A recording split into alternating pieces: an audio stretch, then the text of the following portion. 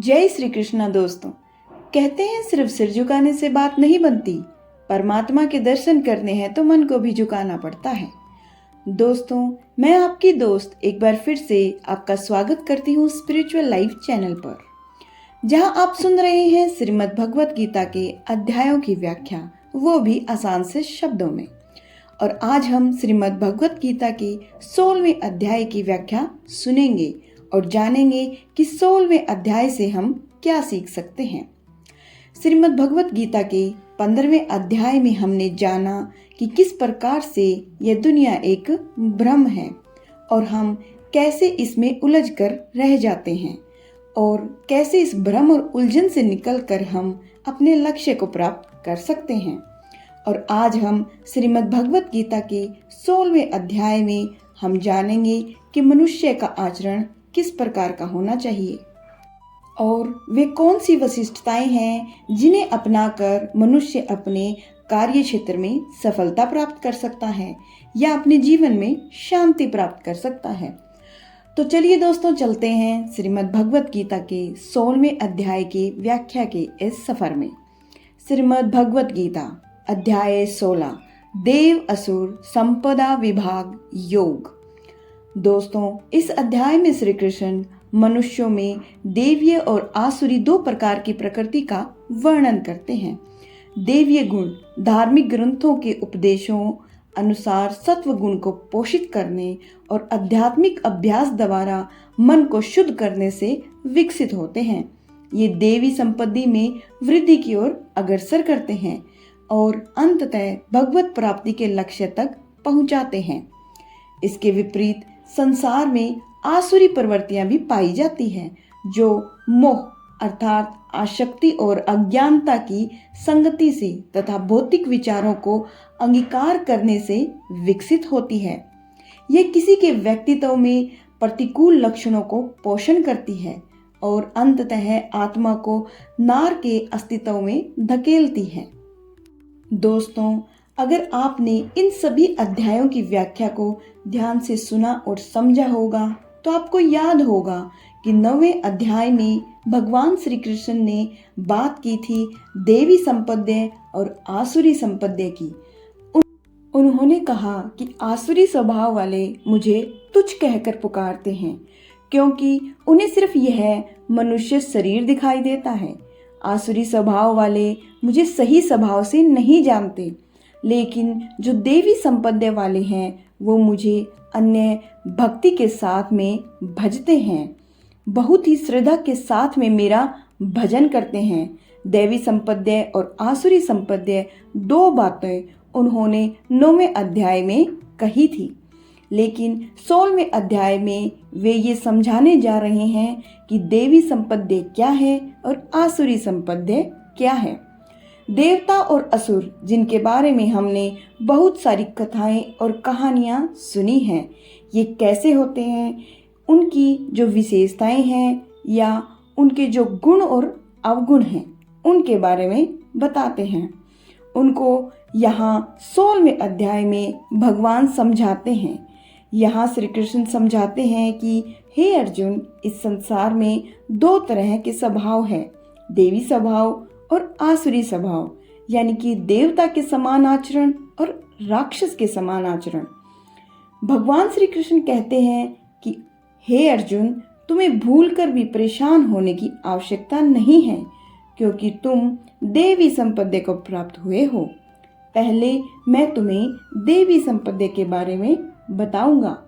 और इस अध्याय के प्रथम श्लोक में भगवान कहते हैं, अभयम सत्व संशुद्धिर ज्ञान योग व्यवस्थिति दानम दमश्च यगश्च स्वाध्याय यस्तप आर्जवम। अर्थात परम पुरुषोत्तम भगवान ने कहा, हे भरतवंशी, निर्भयता, मन की शुद्धि, आध्यात्मिक ज्ञान में दृढ़ता, दान, इंद्रियों पर नियंत्रण, यज्ञों का अनुष्ठान करना, धार्मिक किताबों का अध्ययन करना, तपस्या, ये सभी देवी संपद्य के लक्षण हैं। भगवान कहते हैं देवी संपद्य जिनके अंदर होती है, जो देवताओं जैसा व्यवहार करते हैं, उनमें भय का अभाव होता है, वो निडर होते हैं, निर्भय होते हैं, उनमें अंतकरण की शुद्धता होती है। अंततः उनका जो अंतकरण है वो शुद्ध होता है। उनके अंदर ध्यान के लिए दृढ़ स्थिति होती है। जब वो ध्यान में बैठते हैं तो उनका मन लग जाता है।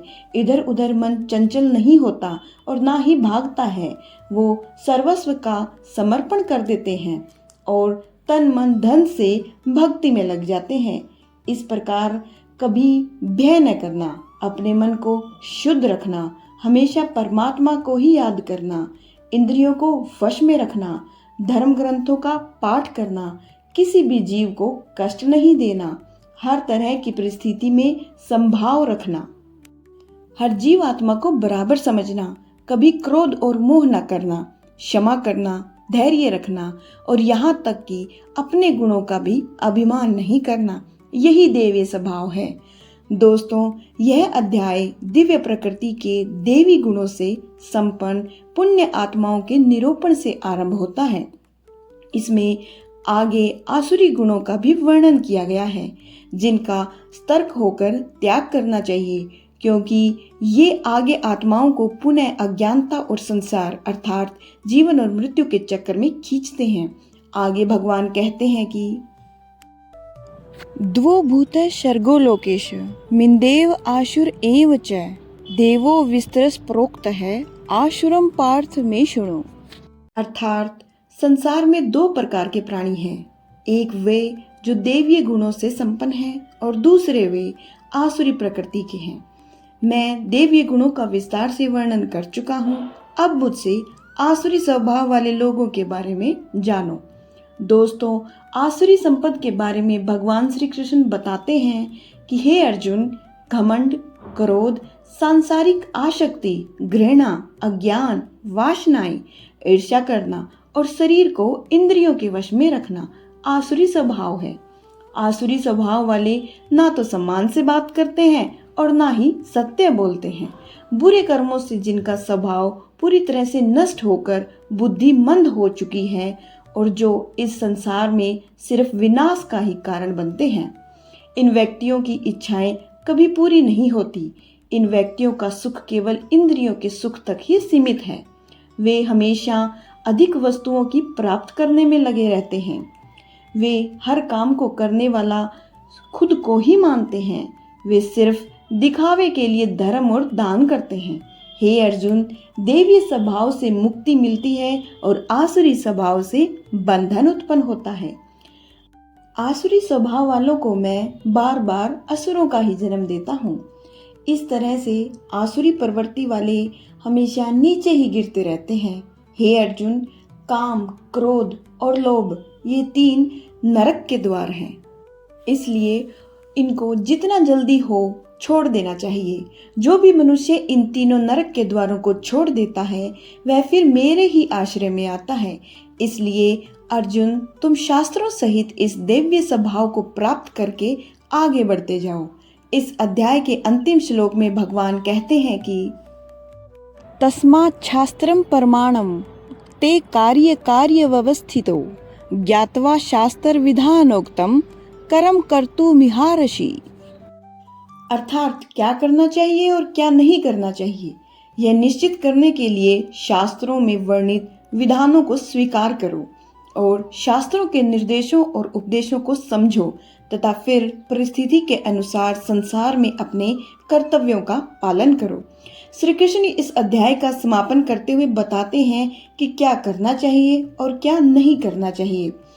इसका निर्णय करने का अधिकारी केवल वेद शास्त्रों को ही माना जाना चाहिए। अतः हमें भी वेदों के वाक्यों को स्वीकार करना चाहिए। हमें इन वैदिक शास्त्रों की विधि निर्देशों को समझना चाहिए और उनके अनुसार इस संसार में अपने कर्म करने चाहिए।